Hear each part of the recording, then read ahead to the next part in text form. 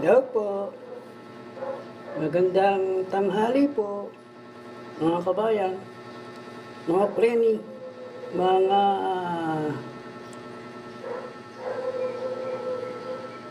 ano pa, mga heretikong kontra-katoliko at mga kontra-katolikong nagpapanggap na katoliko. Sinisira ang katoliko.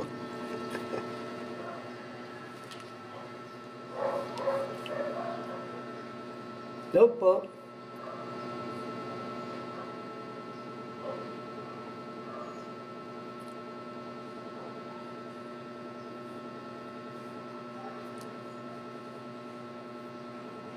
Sandali lang ha. Mga kababayan.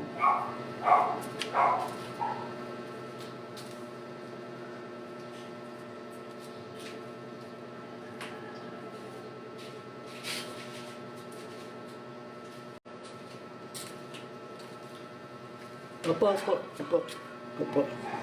May nagre-request yata na mag-live ako.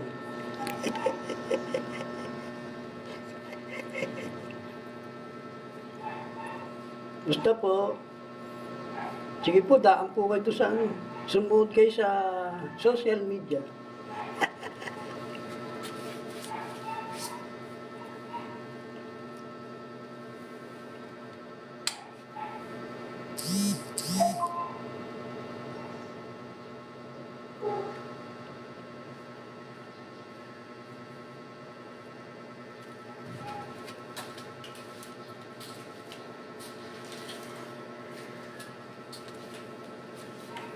Yo po, mga kontrapartida ng simbahang katoliko, nawa ay magliwanag ang inyong mga isipan na nabubulag ng mga kataasan nila. Nakalimutan ko yun. Ang mga nasa isip ay mga kuwan tungkol sa paglaban sa simbahang katolika, pagkontra sa matagal nang umiiral na aral ng simbahang katolika. Kunwari ako ang kinakalaban, pero ang totoo yung simbahang katolika ang kalaban. Halimbawa, utos ng simbahan na magsimba ka. Abay, hindi po ako nag-uutos na magsimba kayo. Mga kababayan ng mga pagka nagaya nyo yan, magiging marumi pa kayo sa tubig kanal.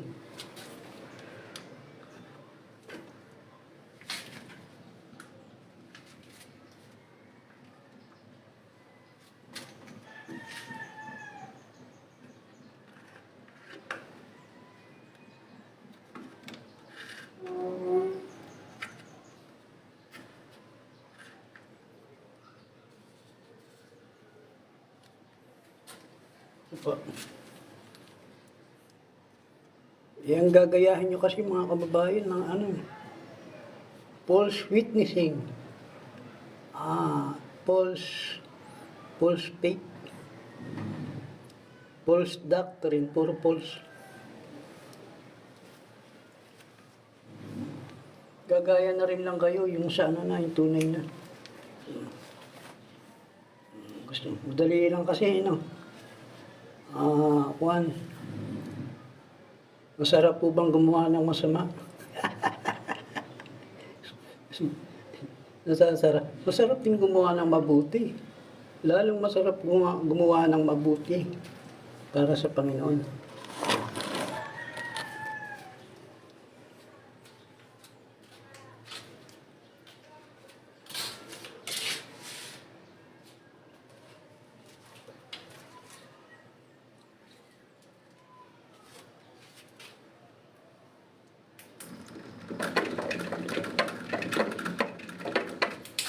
No? Papaliwanag daw nila ang mali nila. Bakit mo papaliwanag pa yung mali mo? Mali na nga. Walang magpapaliwanag niya kundi ibang tao, hindi ikaw. Hypocrisy yun. Pag piniliwanag mo pa, bakit paliliwanag? Pagka ikaw ay mali, alam mo nang mali ka, anong gagawin mo?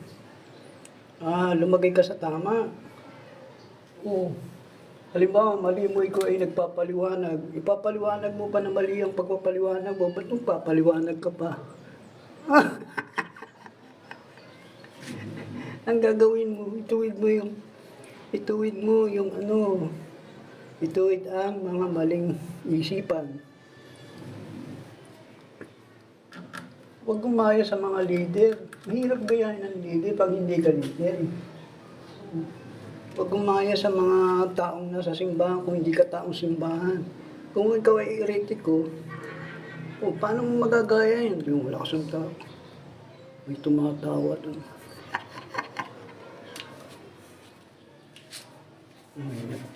May nag-i-invite dito.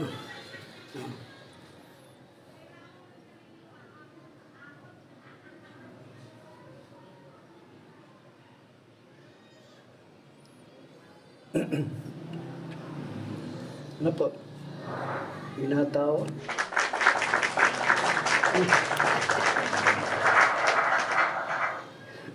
Palakpakan!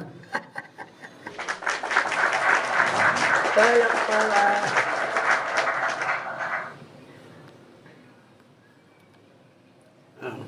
Mga babae, minapalakpak tuloy.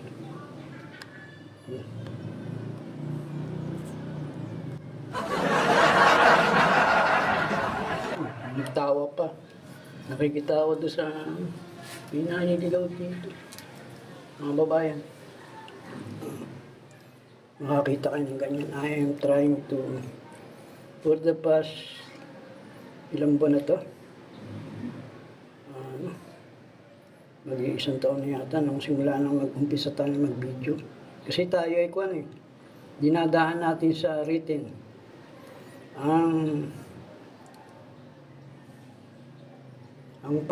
Anong tawag doon? To unmask. Pag hindi natin sasabihin to, bahala sila kung ano. Pero pag hindi natin sinabi to, magkakasala tayo. Kasi tayo ay naglilingkod sa simbahan.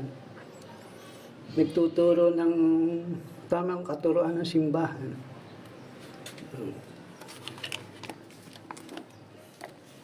Tapos tayo ay hindi magsasalita tungkol sa ginagawa nila. Ay, malaking kasalanan sa Diyos ko yan. Malaking kasalanan ko sa Diyos yan. Sin omission yun, tawag doon. Yung dapat na ginagawa ng tao na hindi niya ginagawa. Omission yun. Kasalanan sa Diyos. Gagayahin na naman ng mga ako na ito, mga ipo. Mag-ingat-ingat kayo mga kababayan, maraming ganyan. 40,000 ang mga false churches. Ilan ang laman ng false churches na yan? Sila ay nakakalat sa sanlibutan. Dito sa Pilipinas, ilan dito? Pangalang Iglesia ni Cristo pa lamang, sandamakmak na sila. Church of Christ, sandamakmak na sila. Nag-aagawan sila na sila ang tunay na Church of Christ. No. Marami. Church of God, madami sila. Nag-aagawan. Tuwan-tuwa pa yung isang patawa-tawa.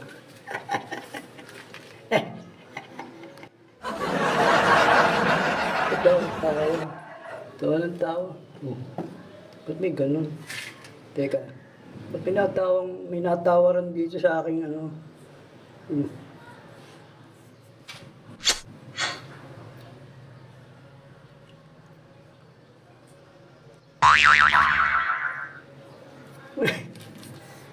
May ganun pala dito. Ano po? Kwan. Ingat tayo. Kwan ay mag-iisang taon na tayong kwan. dinadaan natin sa video. Kasi hindi madaan sa kwan. Hindi madaan sa ano lang, sa written. Ang naisip kong ganito na lang muna. Dagdagan natin ang video. Baka sakaling tatalab.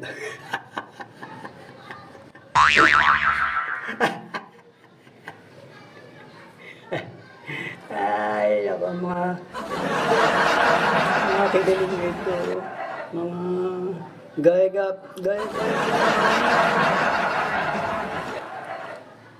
gaya po tumaya. Pag nakakita kayo ng doktor, hindi kayo pwedeng gumaya na nakakita lang kayo ng doktor na gagayahin nyo na. Hindi pwedeng ganun. Nakakita kayo ng pulis, gagayahin nyo na magpulis. Pwede ba yung ganun?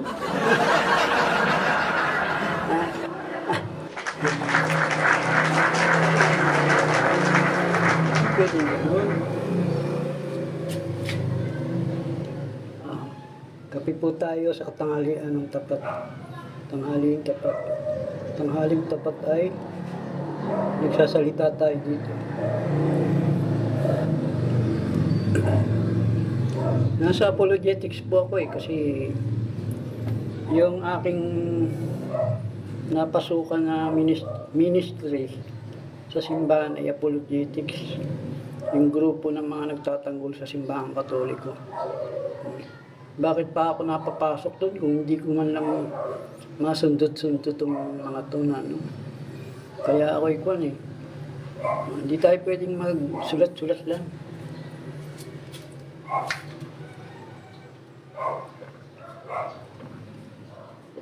Kape po tayo.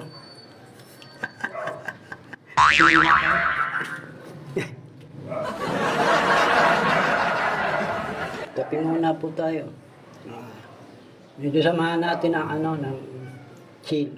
Kasi, baka tayo ay pag masyado nating sineryoso itong mga to, mawawala tayo sa hulog. Sasama tayo sa kanila. Kasi para mga limango to eh. Para mga limango, pagka umakit ka, pinipilit kang hilahin. Mga limango, pag medyo natitempo ang nagbabasa ako, may sinasabi na. Ay, ako, Diyos ko po. Akala minsan nagbabasa ako. Hindi alam ay ako'y tulog. Tulog ako. For the past ilang taon. Ganyan ang ginagawa nito mga ito. Baka kayo'y nakamana ng ganyan. Ako, gawain ng mga alagad ng kadiliman yan. Mga alagad na may daladalang misyon. Ginawa ng opisyo yung pagtuturo. Kunwari ako ang kinakalabang, tinutuwid ako. Hindi daw ako pwedeng magturo. Nung katekista ko, sasabihin nila, katekista ka lang, huwag kang magdidipin, kami na lang magdidipin, hati-hati. Hati tayo. Ay, ako, mga kiniling. Hati-hati. Mga babayan. Siguro by this time, yung mga nakakaintindi ng konti. Huwag na tayong yung iba hindi na nagpa-practice ng religion. Pinapractice by false religion. Hindi na nagkakasalan ang pagiging pabaya. Taken for granted ng Panginoong Diyos sa buhay nila. Iba pang ginagawa. Ina-uphold pa yung kasinungalingan. Puro ginawa ng opisyo. Naalala ko tuloy yung mga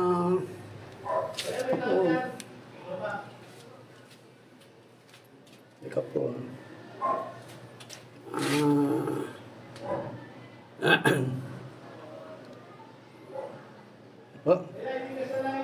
Ito Itong mga ito, mga Ah,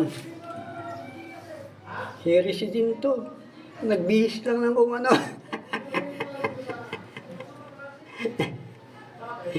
Nagbihis din ng ano. Kung ano mga dinado.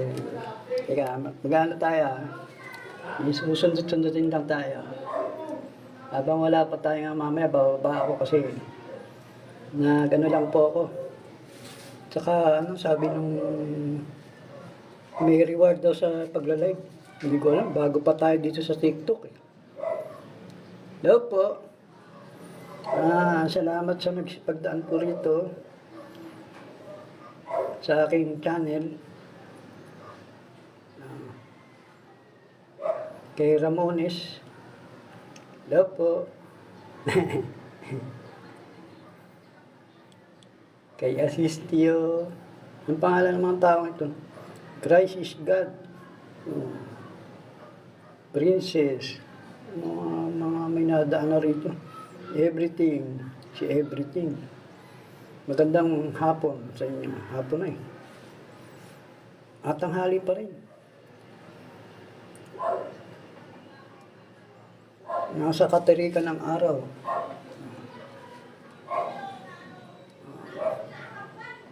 Masarap maglingkod sa Diyos. Lalo na't ikaw ay talagang naglilingkod sa Diyos.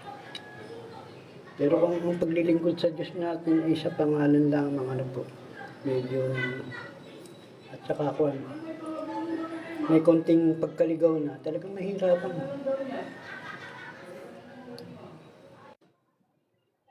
May signal natin dito. Hello? ఇక్కడ బడువా How are you guys? How are you? नजर ही नहीं आ रहे Fine. Very nice, very nice. So, welcome Christian what are we doing right now, guys? What do you do in your life? Hello? Hello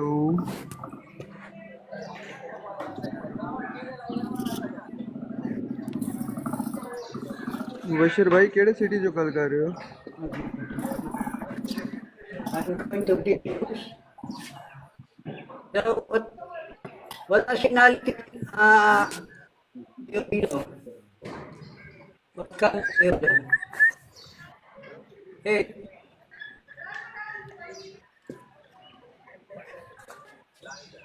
India.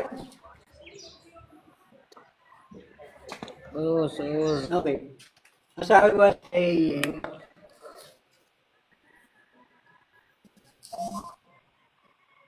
student tayo dito, mga kaya. Itong mayroon dito, yung mga wala na. Walang ano eh, mahina ang ating internet dito sa sulok.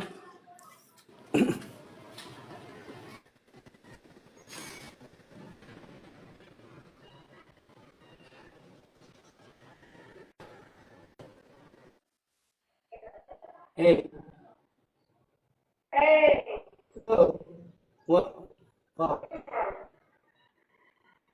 From the Philippines. Philippines. What the mustache? I don't know what you're saying. You got mo. Nawala na.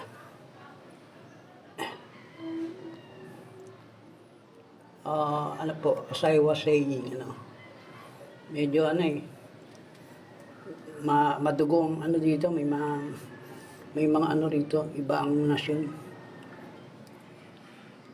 Sa bagay doon sa YouTube, meron din ganito, kaya lang medyo di pa natin nabubuksan doon. So, doon sa tumatambay sa aking YouTube channel, siguro by this time, alam nyo na yung sinasabi ko, lalo na yung mga apologies. Mga naglilingkod sa simbahan, alam nila yan eh.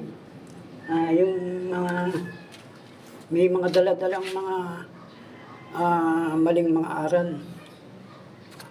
Tulad lang yan ng mga bulaang propeta at mga bulaang guro na naglipa na ngayon. Yung sinasabi ko lang dito, mga galing ito sa hanay ng mga hindi nagpa-practice ng religion, no? Sari-sari ang mga ano ng simbahang Katoliko, ang lumalaban sa simbahang Katoliko. No. Sari-sari, basta ang simbahang Katoliko talaga, kung ano ang tama, talagang yun ang ano eh. Yun ang maraming kumukontra. Sabi ng ibang sekta, sabi ng mga sekta-sekta, ang mga Katoliko ay sanlibutan. Pero ang totoo, ang Katoliko, hindi yan ang sanlibutan. Yung kumukontra sa simbahang Katoliko, yan ang mga sanlibutan. Yan ang totoong mga sanlibutan. Kasi ang simbahan ay asin at ilaw ng sanlibutan. Bagamat nasa sanlibutan siya, hindi siya makasanlibutan. Ano bang talata yun? Anong talata yun? Mga babayan. Meron po ba makakapag-suggest dito kung anong talata yun? 15, 7 ba? Andun, basta nandun. Pagka mga basic na lang naman na to eh. Yung sinasabi natin dito, mga palasak ng mga talata sa simbahan to. Kaya sinasabi ang simbahan ay asin at ilaw kasi siya ang liwanag. Kasi ang mundo ay may something sa sistema ng mundo na kaiba sa takbo ng ginawa ng Diyos, no? Pag makikinig ako ng mga ano rito, ng mga nasa ROD, akala nila, membro nila ako, kasama nila ako, kaisa nila ako. Iba po dito. Itong dinadala po natin dito ay mga katuruan ng simbahang Katoliko, hindi po katuruan ng mga kaiba sa pananampalatayang Katoliko. Sabi nila, sabi ng mga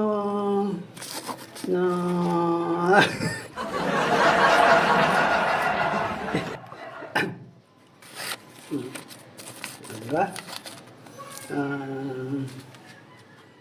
Sagana tayo sa kantsaw, paninirampuri, pang-aasar, panggugulo, pero hindi nila ako madadala sa ganun, mga babae na. Pero ito ang sinusundot natin, yung mga pinagkakalat nilang mga false doctrine na ginagawa nilang bisyo. Punta sila sa lugar nila sa kabila, papasok sila sa school nila, mga bata, matanda, no? Bulungan pa ng bulungan yun. Alam mo, mga totoo. Pag daw marami, yun daw ang totoong mga laiko ng simbahan. Pag marami, yun daw ang totoong Katoliko. Hindi po. Hindi po porque marami, yun ang totoong Katoliko. At totoong mga laiko ng simbahan. No. Para masabing ikaw ay Katoliko, at least, dapat ay kasama ka ng simbahan sa kanyang kaisipan, sa kanyang pagsamba. No? Kasi ang simbahang Katoliko may pagsamba yan eh. Katoliko ko nga po eh. Hindi mo naman pwedeng ipangalan ng Katoliko sa kasi ang Katoliko ay tungkol sa spiritual ang niyan, forte. No? Hindi yung panlabas lamang ang forte niya. Kaya sinasabing Katoliko. No? So, kaya sinasabi natin to,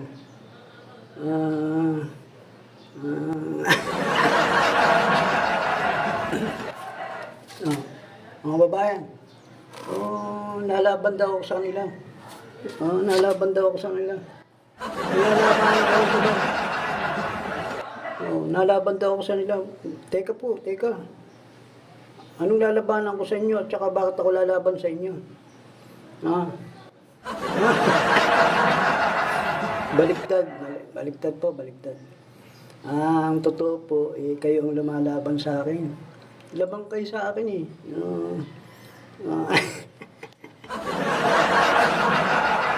Ah, pakita nyo kung hindi kayo laban. Pakita nyo nga na hindi kayo laban sa akin. Pakita nyo nga kung kayo hindi laban sa akin. Pakita nyo nga. Hindi nakikita eh. Kung kayo kaisa ko, magkapares tayo ng gawain. Lalo na pag linggo. Tsaka pag nagsasalita ako, hindi kayo, wala kang ginagawang mga kung ano-anong mga salita na kung ano-anong pang-insulto. Tsaka, kung kaisa ko kayo, pagdating sa pananampalataya, sa harapan ko kayo magsasalita ng tungkol sa pananampalataya, hindi patago-tago sasabihin yung mali tinuturo niyan. Yung tinuturo niya na born again mali. Kahit wala akong sinasabing gano'n, sasabihin gano'n. Kahit wala akong sinasabing gano'n, na ang Katoliko daw ay born again. Born again ang Katoliko. Ay, mga babayan. Kaya yung mga una kong video, tungkol sa born again.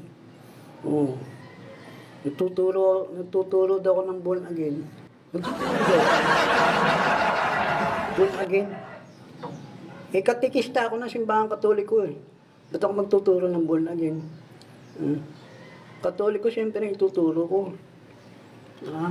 Kung di ba naman.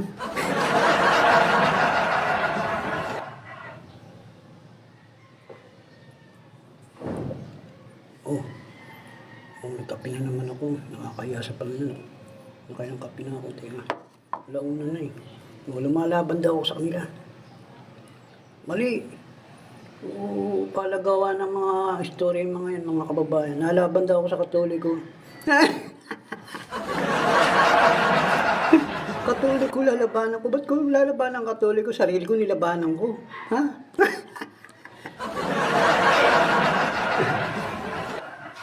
Ganun ba ako kasiraang ulo?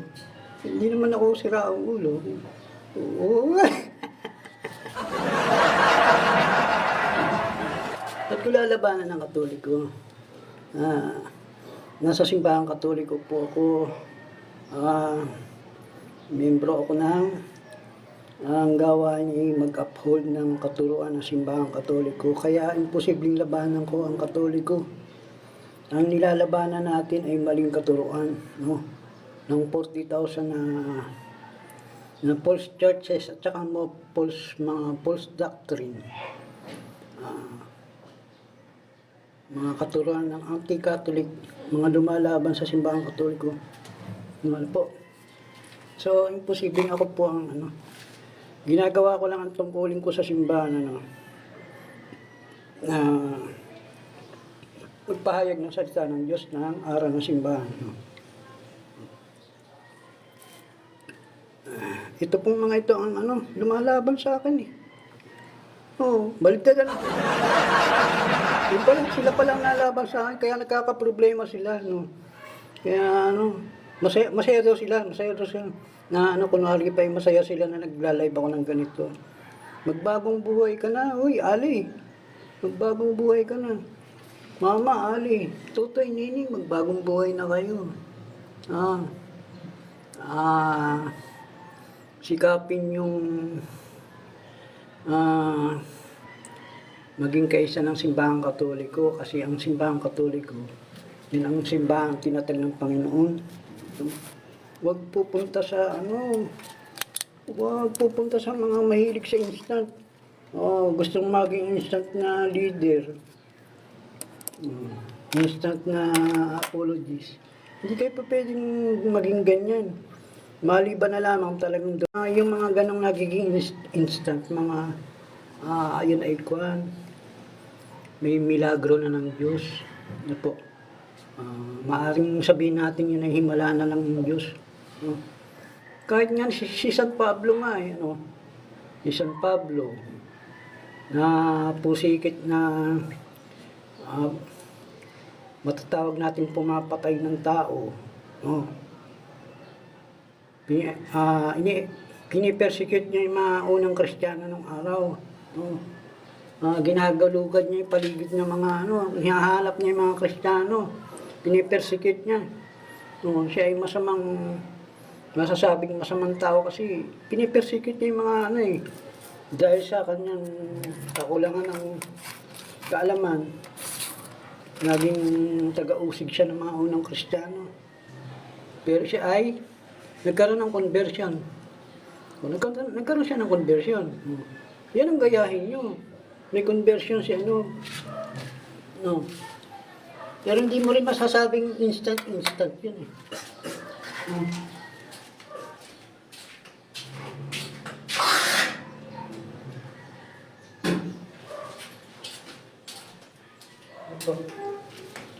May sumasagot sa akin sumasagot sa area ng ganyan. Si San Pablo, instant. Si San Pablo po, bago siya naging hindi naman bigla na lang siya ina-snap. Ina-snap, nagturo na kagad, hindi po ganun. Basahin niyo yung chapter 9 ng Acts, no? Chapter 9, yung kung paano tinawag ng Panginoong Diyos si San Pablo. Si Saul, na naging San Pablo dahil na ibang pangalan niya. Bunga ng Diyos yan, paano naging sinugo ng Diyos yan? Hindi pwedeng gano'n na ang sinugo ng Diyos ay mga pusakal na sinungaling kasi ano yun? Ano po ba yun? Yun, may natawa. Parang po. May natawa. Ano kayo pinag-aano? yung mga pusakal na sinungaling, hindi yan mga sinugo ng Diyos. Kasi yung mga pusakal na sinungaling, yan ay mga tagasunod ng Diablo. Ang tatay nila ay tatay ng mga masasamang espiritu, masasamang tao. Ginagabayan ng masamang espiritu. Ano nga talata yun? John 8, ano yun? Mga kabayan, hindi po ako lumalaban. Ang ginagawa ko po ay tinatanggalan ko ng sabihin ko na totoo sa inyo, tinatanggalan ko ng maskara itong mga taong ito na nagpapanggap na may mission. Pero ang totoo, may mission ba sila talagang galing sa Diyos? Ito ba'y talagang sa Diyos o dahil ito sa nila, kataasan, kayabangan, dahil sa pagpapalusot, pagpapahanga, gustong masabing magagaling sa Biblia, magaling sa relihiyon. Mga idolo pa, yung mga born again na nagdadala ng Bible. Yung mga born again na yun, mga ano lang yun eh. Sorry sa salita po, pero mga pulpul yan, mga born again na yan. Magiging born again ba yan kung yan ay mga galing sa Katoliko rin yan na mga pulpul. Yun ang kanilang sinusundan. Hindi pa lang masyado itong mga ito na nasa 80% pa lang ng pagiging heretic itong mga to. Mamaya ko na itutuloy na po. Hindi po ako nalaban sa inyo. Pinagtatanggol ko lang yung sarili ko tsaka ang simbahang pinaniniwalaan ko. Hindi ko kayo nilalabanan. Wala akong makukuha sa paglaban sa inyo. Ang nilalabanan ko ay yung inyong ginagawang pagpapanggap. Wala naman kayong katungkulan sa simbahan. ang ating inaalsan ng maskara dito, yung ginagawa nila mga kababayan ako. Nagpapanggap na may katungkulan. Nagdedepender din. Sila daw ay may gumagamit pa minsan. Mga katulad ng simbahan na cherry pick nila. Pinupulot ng ganito, gano'n. Pero out of context naman. Kagaya na sasabihin nilang lahat ng Katoliko ay pari para makapagpanggap na may katungkulan. Diyan pa lang lahat ng Katoliko ay pare. Oo. Oo. Pwede. Doon sa isang pero yung kamang mangangaral ka, magtuturo ka rin, kahit ikaw ay 10 taon pa lamang, 5 taon, 8 taon, o kaya ikaw hindi naman nagsisimba sa buong buhay mo, 40 years old ka na, 50 years old ka na, hindi ka naman nagsisimba, paano ka magtuturo ng tungkol sa pananampalatayang Katoliko niyan?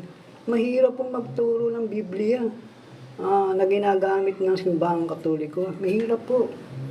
Na hindi ka naman ikakatwiran ng Espiritu Santo. Hindi. Gaya na sinasabi ko po, hindi yan ang bunga ng Espiritu. Basahin niyo ang bunga ng Espiritu, ang mga gawa ng mga nasa Espiritu ng Diyos, saka nasa gawa ng mga kontrasa. Anong talata yun? Anong talata nga po yun? Chapter 6. Chapter 6 ng mga sulat ni San Pablo sa mga taga-Corinto. Basahin nyo. Verse 9. Paano malalaman na ikaw ay nasa Diyos na? Yan ang mga gawa ng mga Hindi sa Diyos yung ginagawa ng mga taong yan. Basta tayo ay kayong mga nasa kulto na ngayon, kahileran nyo yung mga eretiko na mga false churches. Sorry to say po, tutuloy na lang natin. Hindi akong nalaban sa inyo, pinagtatanggol ko lang yung pananampalataya ko. Kayong lumalaban sa akin. No? Kung talagang Katoliko kayo at hindi eretiko, igalang yung simbahang Katoliko at saka ang mga leader sa simbahang Katoliko, pati aral ng simbahang Katoliko. Po, mga kababayan nakakapanood nito. Isip tayo. Huwag tayong sasali sa mga ganyang kulto.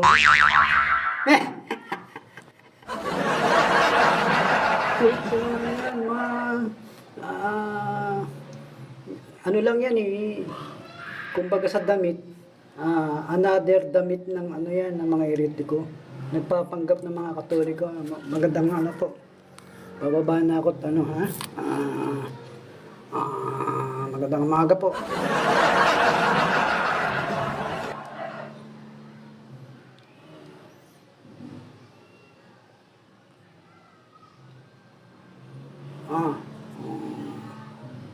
Galang sa leader. Huwag gawing leader ang sarili kasi hindi pwedeng i-appoint mo yung sarili mo. Otherwise, isa ka na sa magiging kagaya ni Kibuloy. In-appoint yung sarili niya bilang appointed son. Yun namang isa, taga-basa raw siya. Yung isa naman, anghel. Kung sino-sino pa. Ano po? Magandang umaga.